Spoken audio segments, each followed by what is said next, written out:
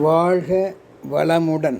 பேராசிரியர் டாக்டர் துரை லோகநாதனின் வினாவிடை தத்துவச் சிறுகதைகளாம் அமுதச்சுடர் சேனலின் சார்பான வணக்கங்கள். என் கதைகள் பற்பல வெளிவர உதவிடும் யூடியூப் ஊடகத்தார்க்கும் யூடியூப் டிவி சேனலுக்கும், என் கதைகளை வெளியிடுகின்ற பரப்பி வருகின்ற இன்ஸ்டாகிராமிற்கும், என் கதைகளுக்கு நாளுக்கு நாள் அமோக ஆதரவு தந்து வருகின்ற ரசிகப் பெருமக்களுக்கும் வாழ்த்துக்களும் வணக்கங்களும். வாருங்கள், இன்றைய சிந்தனைக்குரிய தலைப்பாம் அறிவினை தூண்டும் தலைப்பாகும். அது என்ன தலைப்பு? விடுகதை வீராயி. இந்த விடுகதை புதிர் விளையாட்டில் நாளும் ஈடுபட்டு வருகின்ற வீரம்மாள் என்கின்ற வீராயின் வழி நின்று நாமும் சில அறிவுத்திறனை வளர்த்து கொள்வோம். வாருங்கள், கதைக்குள் செல்வோம். அறிவு புதிர் விளையாட்டில் கை தேர்ந்தவள்தான் திருமதி வீரம்மாள் என்கின்ற வீராயி. பாப்பன் நாயக்கன் பட்டியில் பிறந்து வளர்ந்தவள் இந்த வீராயி. தமிழ்நாட்டின் பாரம்பரிய விளையாட்டு வார்த்தைகளே விடுகதை ஆகும். திருமதி வீராயி குழந்தைகளின் அறிவு வளர்ச்சி மற்றும் சிந்தனை திறனை ஊக்கப்படுத்திட அயராது பாடுபட்டு வந்தாள்.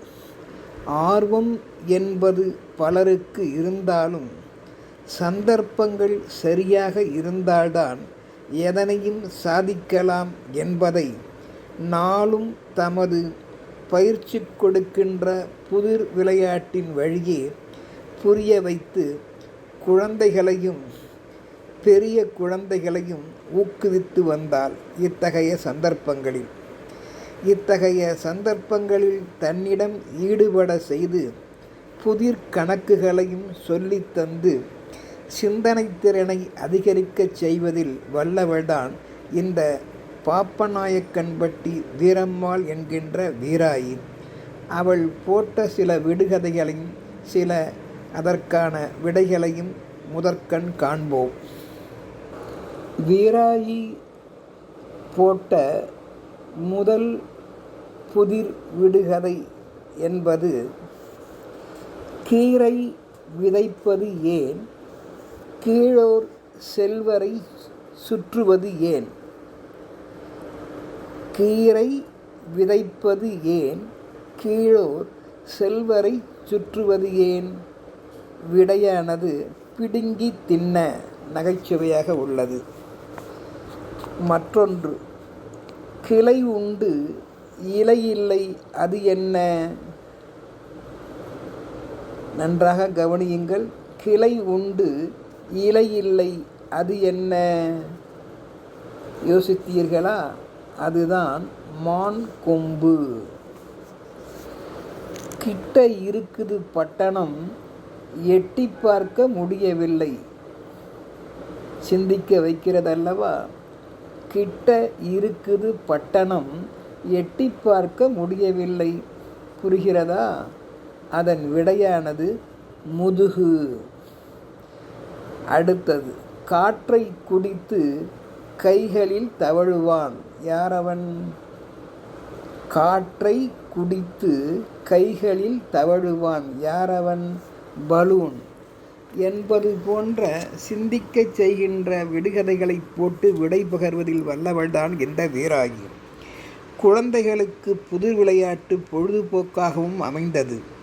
திருமதி வீராயி போன்றோர் பயிற்சி வழியே குழந்தைகளோடு கூடி விளையாடும் பொழுது அவர்களது சிந்தனை திறனும் ஒற்றுமையும் சுறுசுறுப்பும் மேலோங்கிட வாய்ப்புகள் அதிகமாக இருந்து வந்தன.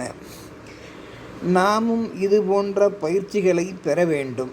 பயிற்சி பெற்ற குழந்தைகள் முதல் பெரிய குழந்தைகள் வரையில் விடுகதை என்று சொல்ல ஆரம்பித்து விட்டாலே தனி குஷியே ஏற்படுகின்றது என்பதே உண்மை. விடுகதை வீராயியிடம் கற்ற குழந்தைகள் அப்புதிர் விடுகதைகளை வெளியூரில் தங்கள் உறவினர் குழந்தைகளிடமும் பெரியவரிடமும் சொல்லி படுகுஷி அடைந்து விட்டனர். காரணம், அதற்கான விடைகளை சிறு குழந்தையோ பெரிய குழந்தையோ சொல்ல முடியவில்லை என்பதால் அவர்களுக்கு படுகுஷி.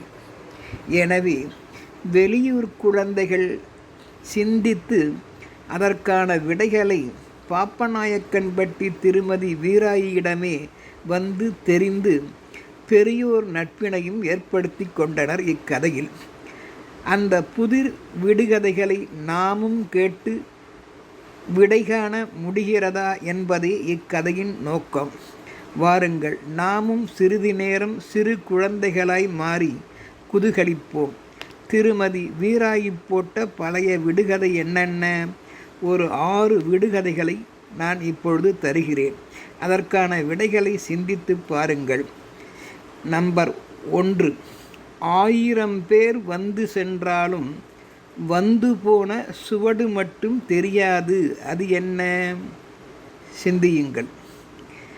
2வது, 12 பிள்ளைகள் உள்ள குடும்பத்தில் ஒரு பிள்ளை மட்டுமே சவளப்பிள்ளை, அவன் யார்? கண்டுபிடியுங்கள். 3வது, கூனி கிழவிக்கு வயிறு நிறைய பற்களாம், அது என்ன? 4வது, வீடு தேடி வந்தாலும் எனக்கு பேசத் தெரியாது, ஆனால் எல்லா விஷயத்தையும் நான் தெரிந்தவன்தான், நான் யார்? 5வது, தாயோ குப்பையில் கிடக்கிறாள், மகளோ சந்தையில் நிற்கிறாள், ஆனால் எல்லாமும் நானே, அவை என்ன? 6வது, போட்டால் 1 மடங்கு, போட்டு எடுத்தால் 2 மடங்கு ஆவேன், நான் யார்? தெரியுமா? கண்டுபிடியுங்கள் வாசகர்களே இதற்கான விடைகளை. இப்புதிருக்கான விடைகள் தெரிந்தால் இருபால் மக்களே நீங்களும் திருவாளர் வீரனும் திருமதி வீராயும் போல் ஆவீர்கள். விடை தெரிந்தால் கமெண்ட்ஸ் பகுதியில் கூறுங்கள்.